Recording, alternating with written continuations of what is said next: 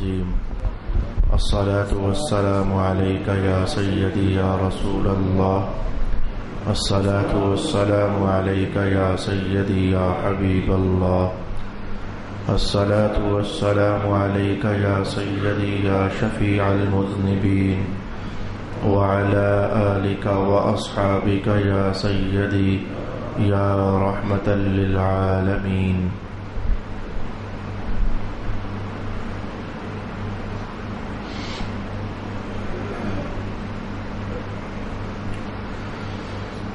اللہ ہی کے نام سے شروع کرتا ہوں جو نہایت رحم فرمانے والا بہت مہربان ہے۔ لوگوں کے حساب کا وقت قریب آ گیا اور وہ پھر بھی غفلت میں پڑے ہوئے اعراض کر رہے ہیں۔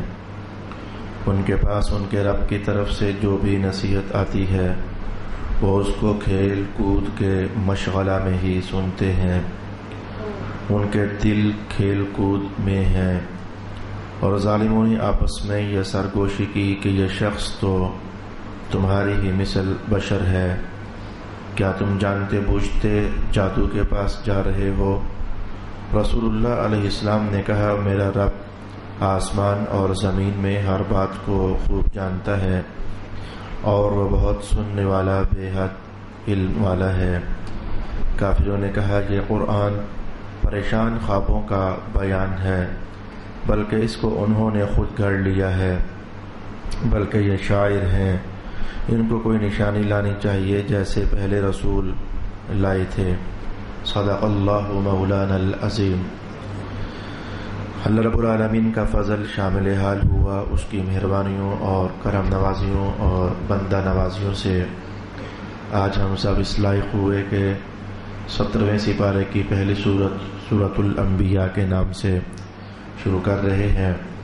اللہ رب العالمین سے اس دعا کے ساتھ آج ہم اپنی سورۃ الانبیاء کے سبق اور منزل کا آغاز کریں گے کہ اللہ تعالی اختتامی مراحل کی توفیق بھی نصیب فرما دے اور اس سورت کے اندر جو انوار، تجلیات، رہنمائیاں، دلبریاں، نتائج، منزلیں، آگاہیاں، شناسائیاں اور پند اور مواعظ اور نصائح اللہ تعالیٰ نے اپنے بندوں کے لیے نازل فرمائے ہیں، ان سب میں سے حظ وافر ہم سب کو عطا فرما دیں۔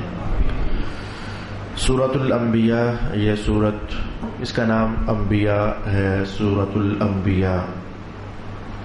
اس سورت کو انبیاء کہنے کی ایک وجہ تو یہ تحریر کی گئی کہ حضرت عبد الرحمن بن یزید فرماتے ہیں کہ حضرت عبداللہ ابن مسعود رضی اللہ تعالی عنہ ارشاد فرمایا کرتے تھے، 5 صورتیں ایسی ہیں، پھر آپ ان 5 صورتوں کا نام لیتے۔ 15ویں سپارے کے اندر 2 صورتیں، بنی اسرائیل اور سورۃ الکہف۔ 16ویں سپارے کے اندر 2 صورتیں، سورہ مریم اور سورہ طٰہٰ، 4 صورتیں ہوئیں، اور 5ویں صورت سورہ انبیاء۔ یہ تسلسل کے ساتھ ہے، 2 15ویں سپارے میں، 2 16ویں سپارے میں، اور 5ویں صورت 17ویں سپارے کی پہلی صورت۔ پہلی 4 تو اللہ کے فضل سے ہماری مکمل ہو چکی ہیں، اور آج یہ 5ویں صورت۔ عبداللہ ابن مسعود رضی اللہ تعالی عنہما ارشاد فرمایا کرتے تھے کہ یہ 5 کی 5 صورتیں قدیم صورتوں میں سے ہیں، اور ابتدائے اسلام ہی میں ان کو حفظ کیا جاتا تھا۔ قدیم صورتوں کہنے کا مطلب یہ تھا کہ اسلام کے اول دور میں نازل ہوئیں، مکہ کے ماحول میں نازل ہوئیں۔ سورۃ الانبیاء یہ بھی سورہ مکیہ ہی ہے۔ تو اس صورت کو خود حضرت عبداللہ ابن مسعود لفظ انبیاء کے نام سے تعبیر کیا کرتے تھے کہ یہ سورت انبیاء ہے، اور صحابہ صاف سی بات ہے کہ رسول پاک علیہ الصلوۃ والسلام سے کچھ سن کر ہی آگے کچھ بات ارشاد فرمایا کرتے تھے۔ تو سورۃ الانبیاء کو انبیاء کہنے کی ایک وجہ یہ بھی ہے کہ اس میں، ویسے پورے قرآن حکیم میں اگر آپ تلاش کریں تو لگ بھگ 25 کے قریب انبیاء کرام ہیں، لگ بھگ 25 کے قریب انبیاء کرام جن کا اس میں گرامی ذکر کیا گیا، جن کے بعض احوال قرآن حکیم میں بیان کیے گئے، جن کی تبلیغی سرگرمیوں کی آواز قرآن حکیم نے اٹھائی۔ اگرچہ ان 25 میں سے بعض انبیاء تو ایسے ہیں کہ ان کے متعلق قرآن پاک نے کچھ زیادہ ڈیٹیل ارشاد نہ فرمائی، لیکن بہت سارے انبیاء ایسے بھی ہیں جیسے کہ حضرت موسیٰ علیہ السلام ہوئے، حضرت عیسیٰ علیہ السلام ہوئے، خود رسول پاک صلی اللہ علیہ وسلم ہوئے، حضرت یحییٰ علیہ السلام ہوئے، حضرت ابراہیم خلیل اللہ ہوئے. تو یہ چند ایک انبیاء ایسے بھی ہیں کہ جن کا ذکر قرآن پاک میں ہر سپارے میں کہیں نہ کہیں کسی نہ کسی انداز میں کسی نہ کسی رنگ میں ان کی زندگی کا کوئی نہ کوئی سکیچ، کوئی نہ کوئی ٹاپک، کوئی نہ کوئی مختصر عنوان قرآن حکیم نے چھیڑا ضرور ہے. تو 25 کے قریب انبیاء کرام ہیں جن کا نام نامی اسم گرامی قرآن حکیم نے استعمال فرمایا. تو ان 25 میں سے 18 کے قریب انبیاء کرام ایسے ہیں جن کا نام، جن کا تذکرہ، جن کا ذکر خیر اللہ تعالیٰ نے اس آدھے سپارے پر مشتمل صورت کے اندر کر دیا. اب یہ اتنی کثیر تعداد میں انبیاء کا ذکر خیر اس صورت کے اندر ہونا، لگ بھگ 4 ورقوں پر مشتمل یہ صورت ہو اور اس میں 18 انبیاء کے مختلف احوال بیان ہو جائیں تو انبیاء اس کا نام رکھنا پھر وجہ سمجھ آ جاتی ہے کہ اس صورت کو انبیاء کیوں کہا جاتا ہے. میں بطور برکت ایک دم سے ان 18 انبیاء کرام کا اسم گرامی آپ کے سامنے پڑھنا چاہوں گا جو اس صورت کے اندر جن کا ذکر کیا گیا. ایک حضرت موسیٰ علیہ السلام، حضرت ہارون علیہ السلام، حضرت ابراہیم علیہ السلام، حضرت لوط کا اسم گرامی علیہ السلام، حضرت اسحاق پیغمبر اور حضرت یعقوب علیہ السلام، حضرت نوح علیہ السلام اور حضرت داؤد علیہ السلام، اور حضرت سلیمان علیہ السلام اور حضرت ایوب علیہ السلام، اور حضرت اسماعیل پیغمبر علیہ السلام، حضرت ادریس علیہ السلام، حضرت ذوالکفل علیہ السلام. یہ حضرت ذوالکفل یہ ایک ایسا اسم گرامی ہے انبیاء کی دنیا میں جو مسلم معاشرے کے اندر بھی بہت زیادہ سنا جاتا ہو یا پڑھا جاتا ہو یا تذکرہ کہیں نہ کہیں چلتا ہو. کچھ ایسا نہیں ہے. زیادہ سے زیادہ ہمارے ہاں حضرت ابراہیم علیہ السلام کا اسم گرامی، حضرت اسماعیل علیہ السلام کی کوئی نہ کوئی بات، موسیٰ علیہ السلام کی باتیں، حضرت عیسیٰ علیہ السلام کے ذکر خیر، رسول پاک علیہ السلام، حضرت آدم علیہ السلام. یہ انبیاء وہ ہیں جن کا کثیر مقدار میں ذکر قرآن حکیم نے کیا. ان کا نام مسلمانوں کے اندر کہیں نہ کہیں کسی نہ کسی حوالے سے گھومتا رہتا ہے، لیکن حضرت ذوالکفل علیہ السلام کا اسم گرامی ایسا ہے کہ جو مسلم معاشرے میں، مسلم صفوں میں کہیں بہت کم سننے کو ملتا ہے، بلکہ اتنا کم کہ شاید جو 17ویں سپارے کے درس قرآن کو سن رہا ہوگا شاید وہی سن پا رہا ہوگا. اس سے ہٹ کر زندگیاں گزر جاتی ہیں تو اس پیغمبر علیہ السلام کا ذکر خیر ہمیں کہیں سننے کو میسر نہیں ہوتا. میں اللہ سے توفیق مانگوں گا کہ ہم جب حضرت ذوالکفل علیہ السلام کے ذکر خیر پر پہنچیں گے سورہ انبیاء میں تو جو مجھ عاجز مسکین کو دستیاب ہو سکے گا کتابوں کے حوالے سے، پھر میں آپ کی خدمت میں ان کا وہ سارا تعارف پیش کرنے کی بھی کوشش کروں گا. پھر حضرت ذوالنون علیہ السلام، یہ اسم گرامی بھی بہت کم لوگ جان سکتے ہیں. یہ مچھلی والے پیغمبر ہیں حضرت یونس علیہ السلام. تو میں انشاءاللہ العزیز ان کا بھی ذکر خیر آپ کے سامنے کرنا چاہوں گا. حضرت زکریا اور حضرت یحییٰ علیہ السلام، ان دونوں پیغمبروں کا ذکر خیر جب ہم نے سورہ مریم شروع کی تھی تو وہاں میں نے ڈیٹیل کے ساتھ آپ کی خدمت میں بیان کر دیا تھا. حضرت عیسیٰ علیہ السلام کا ذکر تو بہت تفصیل کے ساتھ سورۃ مریم بلکہ ہے یہ آپ کی والدہ ماجدہ کے نام پر عیسیٰ ابن مریم. تو سورۃ مریم میں حضرت عیسیٰ علیہ السلام کے کثیر مقدار میں احوال اور حالات، اور میں آج بھی محسوس کرتا ہوں کہ وہ سارے کے سارے ایک بار پھر پڑھنے والے ہیں یا سارے کے سارے ایک بار پھر سننے والے ہیں. اللہ تعالیٰ نے ان تذکار خیر کے اندر اتنی برکات اور اتنی رہنمائیاں اور اتنے روشن نتائج اور اتنی روشن منزلیں اور زندگی گزارنے کے اتنے ڈھنگ اور ڈھب اور اسلوب ذکر کیے تھے کہ وہ ایک بار مجھے لگتا ہے کہ کسی طالب خیر کے لیے اس میں طلب بننی چاہیے، اس میں امنگ سجنی چاہیے کہ ایک بار پھر سے ان احوال کا مطالعہ کرے. اور پھر خاص کر کے یہی وہ صورت ہے جس کے اندر وہ آفاق عالم میں مشہور آیت جو ہر مسلمانوں میں سے ہر مسلمان کا بچہ بھی جانتا ہے، وما ارسلناک الا رحمتا للعالمین، وہ آیت مبارکہ بھی اسی سورہ کے اندر ذکر کی گئی ہے. اور اس میں رسول پاک علیہ السلام کا ذکر کیا گیا لیکن لفظ محمد کے حکر نہیں. لفظ محمد کے حکر پورے قرآن حکیم میں رسول پاک علیہ السلام کو صرف 4 موقع پر ذکر کیا گیا ہے. تو ان 4 مواقع کے علاوہ جہاں بھی سرکار دو عالم علیہ الصلوۃ والسلام کا ذکر رحمت معاب چھڑا ہے تو نبی کہہ کر، رسول کہہ کر، شاہد کہہ کر، مبشر کہہ کر، مزمل کہہ کر، مدثر کہہ کر، رحمت للعالمین کہہ کر، والضحیٰ کے الفاظ کے ساتھ، واللیل اذا سجا کے کلمات میں، کچھ ان ایسے پیرایوں میں اور اسلوبوں کے اندر اللہ تعالیٰ نے حضور پاک صلی اللہ علیہ وآلہ وسلم کا ذکر خیر کیا. خیر سے ابھی تک میں نے آپ کی خدمت میں یہ بات بیان کی ہے کہ سورۃ الانبیاء، اس کا نام انبیاء ایک تو اس لیے ہے کہ حضرت عبداللہ ابن مسعود نے اس سورت کا نام اپنے شاگردوں کو انبیاء ہی لکھوایا اور انہوں نے رسول اللہ علیہ الصلوۃ والسلام سے اس کا نام انبیاء سنا. اور دوسرا اس سورت کا نام جو انبیاء ہے اس کی وجہ یہ بھی ہے کہ تسلسل کے ساتھ 18 انبیاء کا ذکر آدھے سپارے کی صورت کے اندر کر دیا جانا لامعالض بات ہے. کوئی معنی تو رکھتا ہے، کوئی مقصد تو رکھتا ہے. اگرچہ آپ کی دلچسپی کے لیے بتاؤں کہ 18 انبیاء کا ذکر ایک اور صورت بھی ہے جہاں ہوا ہے، اور وہ صورت ہم پڑھ چکے ہیں. میری مراد ہے سورۃ الانعام. تو سورہ انعام کے اندر بھی 18 انبیاء کا ذکر ہوا ہے، لیکن اس میں چونکہ جانوروں کے حوالے سے اللہ کی قدرت کی نشانیاں بڑے خوبصورت انداز میں بیان کی گئی ہیں، تو چونکہ اس سورت کا نام سورہ انعام رکھا جا چکا تھا تو سرکار دو عالم علیہ الصلوۃ والسلام کی زبان اقدس سے تو بس اسی لیے پھر 18 انبیاء کا ذکر ادھر بھی ہے اور ادھر بھی. لیکن یہ ایک ایسی صورت ہے کہ جس میں 18 انبیاء ہی کا ذکر ہے. اس سے ہٹ کر کے جیسے وہاں میں نے کہا کہ جانوروں کا حوالہ 6 بار سورہ انعام کے اندر آیا تو اس حوالے سے اس کا نام سورہ انعام رکھ دیا گیا.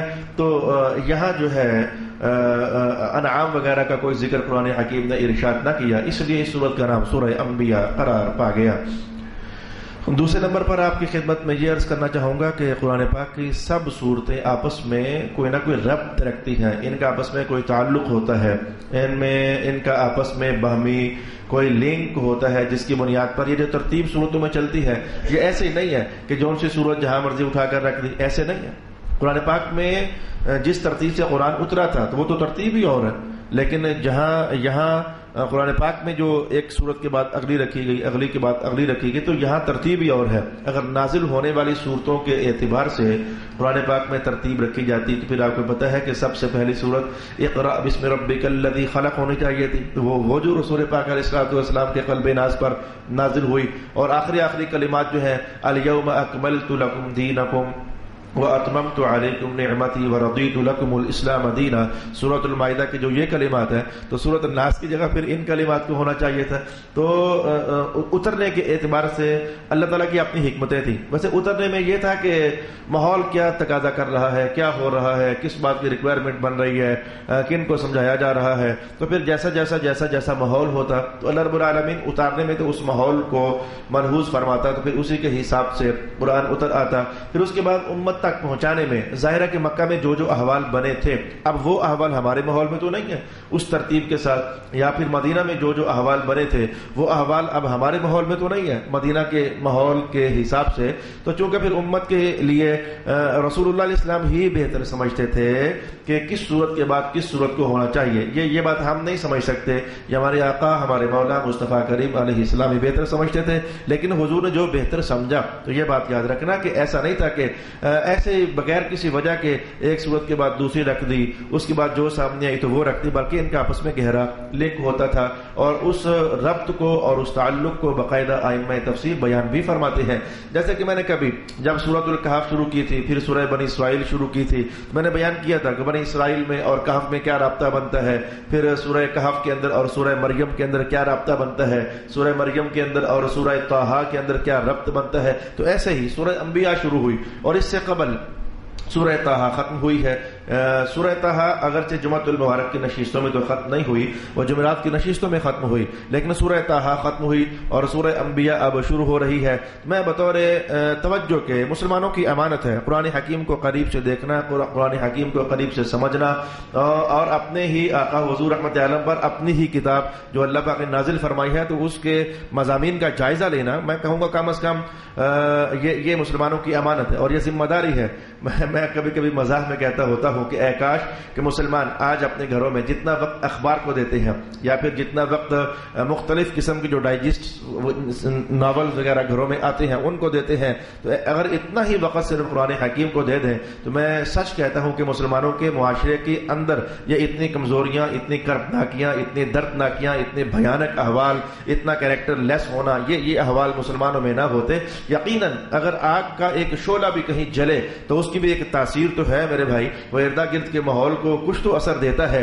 پانی کی فہار کہیں برس جائے تو بھی اپنے ماحول میں کوئی تاثیر تو دے دیتی ہے. تو اگر آگ کا ایک شعلہ بھی جلے تو اس کی بھی تاثیر ہے. پانی کی ایک بوند بھی ٹپک جائے تو اس کی بھی ایک تاثیر ہے. تو جہاں محمد مصطفیٰ کا قرآن کھل جائے کیا اس کی تاثیر نہیں ہو سکتی ہے؟ اس قرآن کی تو تاثیر ہی صدیوں سے یہ ہے، کرداروں کو دھو دینا، اندر احساس سے بندگی پیدا کر دینا، زندگی کا شعور اجاگر کر دینا، بندے کے وجود میں وہ ایک طلب اور ایک قصص اپنے پروردگار کی محبت کی بیدار کر دینا. سرکار دو عالم علیہ السلام کی حیات اقدس کے وہ روشن پہلو اور یہ مسلمانوں کی آنکھوں کے سامنے رکھ دینا، بندے کے اندر توبہ کا جذبہ بیدار کر دینا، اپنی آخرت سازی کی فکر اور رغبت اس کے اندر رکھ دینا اور تڑپ اس کے اندر بیدار کر دینا. قرآن حکیم کے اثر ہیں، اثرات ہیں، تاثیریں ہیں، نتائج ہیں. میرا سچا جملہ یہی ہے کہ اصل میں ہم نے قرآن سے قریب ہونا چھوڑا ہوا ہے. اگر کوئی قریب ہو بھی جاتا ہے زیادہ سے زیادہ تو ناظرہ پڑھنے کی حد تک ہے، اس سے زیادہ اسے قرآن کا قرب میسر نہیں ہے. چلیں لگے ہاتھوں کیا معلوم، اللہ کے دربار میں یہ وقت قبولیت کا وقت تو پتہ ہے، ہم غریبوں کو تو نہیں پتہ، یہ راز اللہ ہی کے ہے. اللہ سے دعا کرتے ہیں کہ اے میرے رب، اتنے مسلمان جو آج قرآن کے حوالے سے اتنے جملے سن رہے ہیں تو کرم فرما دے، کسی کا دل قرآن کی تفسیر کے ساتھ بھی جوڑ دے، کسی کا دل قرآن کے مضامین کے ساتھ جوڑ دے، کسی کو طلب رکھ دے کہ وہ کہے کہ مولا اخبار کو آگ لگے پڑھوں کہ نہ پڑھوں، حضور کا قرآن لازمی پڑھوں گا، میں ناول ڈائجسٹ وغیرہ پڑھوں یا نہ پڑھوں، اتنا وقت میں اسپیئر کر کے تو سرکار دو عالم علیہ الصلوۃ والسلام کی کتاب نور پر لگاؤں گا. اے اللہ تعالیٰ یہ کسی سینے میں یہ امنگ بیدار کر دے اور کسی دل کو یہ توفیق نصیب فرما دے. اپنے اوقات قرآن اس سورت کا پہلا جملہ بھی تو یہی ہے، اقترب للناس حسابهم، ان کا حساب قریب ہو گیا اور یہ بیچارے بھی تو غفلت میں پڑے ہوئے ہیں. پہلا جملہ بھی تو قرآن کا یہی ہے، اقترب للناس حسابهم وهم في غفلة معرضون. حساب ان کا قریب آ گیا ہے اور نامہ اعمال کھلنے والے ہو گئے ہیں. فرشتے جیسے اللہ کے حکم کو کا بے قراری سے انتظار کر رہے ہیں، وہ سور پھونکنے والا بالکل تیاری میں ہے، وہ قبر روزانہ آواز مار رہی ہے. یہ میرا بیان نہیں ہے، یہ سرکار دو عالم علیہ السلام کا بیان ہے. اور اسرائیل علیہ السلام روزانہ ان کے گھروں میں چکر کاٹ کر جاتے ہیں اور دروازے پر کھڑے ہو کر جو آواز لگا کر جاتے ہیں، تم کن چکروں میں پڑے ہوئے ہو؟ تمہیں پتہ نہیں ہے کہ میں کس انتظار میں ہوں کہ اللہ کا حکم پورا ہو جائے، تمہاری زندگیاں پورا ہونے کا، اور میں تمہاری روحیں قبض کر کے لے جاؤں. وہ روزانہ ہمارے گھروں میں چکر لگا کر چلا جاتا ہے. یہ شاید قرآن حکیم کی وہی صداقتیں ہیں جن کو ایک جملے کے اندر کہہ دیا گیا، اقترب للناس حسابهم وهم في غفلة معرضون. ان کا حساب کا زمانہ قریب ہو گیا اور یہ دیکھو ابھی تک غفلت میں پڑے ہوئے ہیں اور مدہوش ہوئے ہیں. تو میں نے کہا کہ ان صورتوں کا آپس میں تعلق اور ربط تو ہے. اچھا جی، میں ایک بیان کرتا ہوں، پھر شاید دوسرا بھی بیان کروں اور پھر ہم اپنے اگلے ٹاپک کی طرف بڑھ جائیں گے. اگر جمعرات کی نشستوں میں آپ لوگ آنے والے ہو تو آپ نے سورہ طٰہٰ کے آخری کلمات یہ پڑھے ہوں گے، قُلْ كُلٌّ مُتَرَبِّصٌ فَتَرَبَّصُوا فَسَتَعْلَمُونَ مَنْ أَصْحَابُ الصِّرَاطِ السَّوِيِّ وَمَنِ اهْتَدَىٰ. محبوب اعلان کر دیں، سارے ہی انتظار کر رہے ہیں تو مکہ والوں تم بھی انتظار کرو، ان قریب جان لوگے کہ سیدھا راستہ اللہ نے کس کو عطا کیا تھا. تم جو کہتے تھے کہ ہم صحیح راستے پر ہیں اور محمد نے کوئی نیا فتنے والا دین پیدا کر دیا ہے، اور جو مسلمان ہو جاتا تو اس کے بارے میں مکہ والے کہا کرتے تھے یہ بد دین ہو گیا ہے. اصل دین تو وہ ہے جو ہم صدیوں سے اپنی آباء و اجداد سے لے رہے ہیں. تو ان قریب پتہ چل جائے گا کہ جو جس راستے پر تم تھے وہ ہدایت والا تھا یا جس راستے پر محمد عربی چل رہے تھے وہ ہدایت والا راستہ تھا. کوئی اس میں ایک اشارہ تو دیا گیا کہ انقریب پتہ چل جائے گا، انقریب پتہ چل جائے گا. اچھا وہ پتہ چلنا کب ہے؟ مولا کائنات نے اس اشارے کو کمپلیٹ کر دیا سورہ انبیاء کی پہلی ہی آیت میں یہ کہتے ہوئے، اقترب للناس حسابهم وهم في غفلة معرضون. وہ وقت زیادہ دور نہیں ہے، بس قریب ہی آ گیا. قیامت کا دن ہے، حساب ہوگا، کتابیں کھلیں گی، نامہ اعمال ان کے سامنے کھول دیا جائیں گے. بندے نے جو دیا ہوگا وہ سارے کا سارا کھول کر ان کے سامنے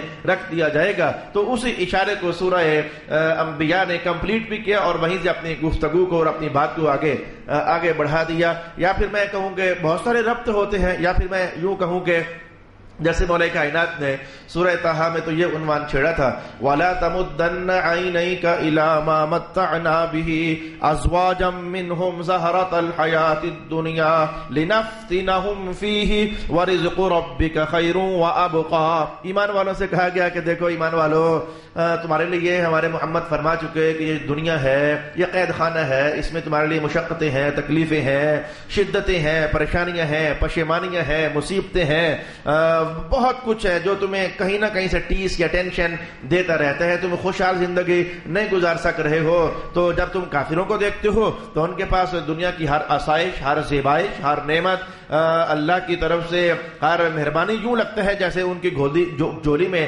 ڈال دی گئی ہوئی ہے۔ جب کبھی ان کو دیکھو نا تو متاثر نہ ہو جانا، اس لیے کہ جو ان کے پاس ہے وہ بس آنکھ کھلی جب تک ہے تبھی تک ان کے پاس ہے، جب وہ مر جائیں گے تو خالی ہاتھ انہیں آنا پڑ جائے گا، سب ادھر چھوڑ کر آ جائیں گے۔ لیکن اللہ نے اے ایمان والو جو تمہیں ایمان کی دولت عطا فرمائی ہے، جو عمل صالح کی قوت تمہیں عطا فرمائی ہے، مصطفیٰ کریم علیہ السلام کا دامن رحمت معاف جو تمہیں نصیب فرما دیا ہے، اپنی آغوش کرم میں تمہیں مسلمان بنا کر کے اس نے جو جگہ عطا فرما دی ہے، تو تمہارا معاملہ کافروں جیسا تو نہیں ہے۔ ان کی آنکھیں بند، ساری نعمتیں ادھر ہی چھین لی جائیں گی، لیکن جب تمہاری آنکھیں بند ہوگی محمد مصطفیٰ کا نام تمہاری قبروں تک ساتھ جانے والا ہے، میدان حشر تک وہ تمہارا ساتھ جانے والا ہے، اور اللہ کی عطاؤں کی برسات صرف میدان حشر تک نہیں، جنت کا دروازہ کھول کر کے تو اللہ تمہیں جو اس کے اندر تک داخل فرمائے گا وہاں تک بھی مصطفیٰ کریم علیہ السلام کی نسبتوں کا فیض تم پانے والے ہو۔ کل میں مجھے یاد پڑ رہا ہے، کل میں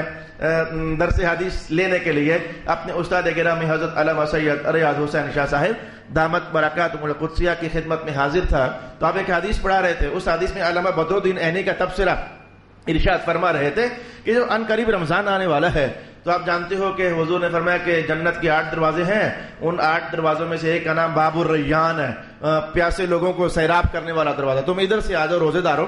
اچھا استاد صاحب فرمانے لگے کہ باقی 7 دروازے کون سے ہوئے؟ ان میں سے ایک جو میری اس گفتگو کے ساتھ تعلق رکھنے لگا ہے میں وہ کہنے والا ہوں، ان میں سے ایک دروازے کا نام باب الفرح ہے، وہ میرا عنوان نہیں۔ اچھا ان میں سے ایک دروازے کا نام، جنت کے 8 دروازوں میں سے ایک دروازے کا نام باب محمد ہے۔ اچھا جی اس پر باب محمد کیوں کہا؟ بدر الدین عینی فرماتے ہیں کہ ایسا بدقسمت انسان جس کے لیے جنت کے باقی سب دروازے بند ہو گئے نا کہ ہٹ جا، تیرا کوئی جنت میں داخلے کا راستہ نہیں ہے، تو لیکن اس کے دل میں اگر ایمان ہوا تو باب محمد سے آواز آئے گی، باقی سب دروازے بند ہو گئے لیکن محمد عربی کا دروازہ اب بھی کھلا ہوا ہے، ادھر سے آ جاؤ نا، اللہ تمہیں ادھر سے جنت میں داخل فرما دے۔ تو میں نے کہا کہ قرآن حکیم نے طٰہٰ میں یہ کہا تھا کہ ان کے آراموں کو دیکھ کر، ان کے چسکوں کو دیکھ کر، ان کے مزوں کو دیکھ کر تمہاری آنکھیں چوندھیا نہ جائیں، متاثر نہ ہو جانا، امپریس نہ ہو جانا کہ واہ واہ واہ واہ واہ انہیں کیا دیا گیا ہے۔ ان قریب ذرا آنکھ بند ہونے کی دیر ہے، پھر دیکھنا